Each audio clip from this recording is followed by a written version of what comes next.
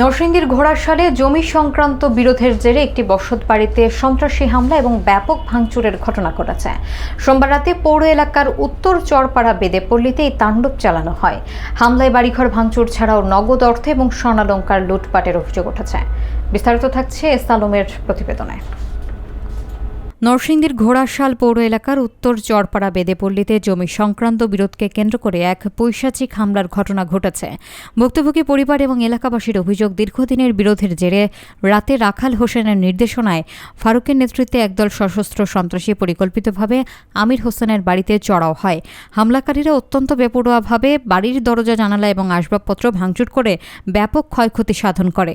লুটপাটের শিকার পরিবারের পক্ষ থেকে জানানো হয়, সন্ত্রাসীরা কেবল ভাঙচুর করেই ক্ষান্ত হননি, তারা ঘর থেকে নগদ অর্থ এবং মূল্যবান স্বর্ণালংকার লুট করে নিয়েছে। হামলার সময় বাধা দিতে গেলে পরিবারের নারী এবং শিশুদের ভয়ভীতি প্রদর্শন সহ প্রাণনাশেরও হুমকি দেওয়া হয়। স্থানীয়রা অভিযোগ করেন, জমিজমা নিয়ে এই বিরোধ মীমাংসার জন্য ইতিপূর্বে একাধিকবার সামাজিকভাবে বসার চেষ্টা করা হলেও প্রতিপক্ষ তা তোয়াক্কা করেনি, বরং তারা শক্তি প্রদর্শনের মাধ্যমে এলাকায় আধিপত্য বিস্তার করতে এমন সন্ত্রাসী কর্মকাণ্ড চালিয়েছে।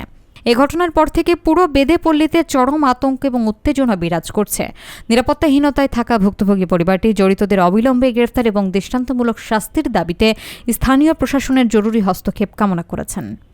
বর্তমানে ওই এলাকায় থমথমে পরিস্থিতি বিরাজ করছে এবং ঘটনার সুষ্ঠু বিচার নিশ্চিত করতে পুলিশ তৎপরতা দাবি করেছেন স্থানীয়রা। বাবা 25টা বছর ধরে এই সংসার আমি জমাইছি বাবা, আমার সব দেশ ঘুরে বাবা, সবাই চুরে নিয়ে গেছে। নরসিংদী জেলখানা আছে, সন্ত্রাসী করে বিভিন্ন বাবা খায়, একজন জেলখানা আছে নরসিংদী, আরেকটা ঢাকায় আছে, উনিও সন্ত্রাসী করে ধরা খাইছে। এইগুলো আমার 6 ভরি সোনা, 4 লক্ষ টাকা ব্যাংকের থেকে আমি মাসখানিক হবে 3 সপ্তাহ হবে আমি টাকা তুলে আনছি আমার ঘরের কাজের জন্য। আমি ঘরটা দিছি পঞ্চায়েত, তাদের সাথে সমস্যা, আমার কাছে আগে 2 লাখ টাকা চাঁদা চাইছে। কালকে যে লুটপাট হইলো দেখলাম, চোখের টুকে ভাঙা কাপড় চোপড় এলোমেলো, স্বর্ণ টর্ণ গয়না টয়না টাকা পয়সা করে নিয়ে গেছে। মাসখানিক হবে 3 সপ্তাহ হবে আমি টাকা তুলে আনছি আমার ঘরের কাজের জন্য। আমি ঘরটা দিছি পঞ্চায়েত, তাদের সাথে সমস্যা, আমার কাছে আগে 2 লাখ টাকা চাঁদা চাইছে।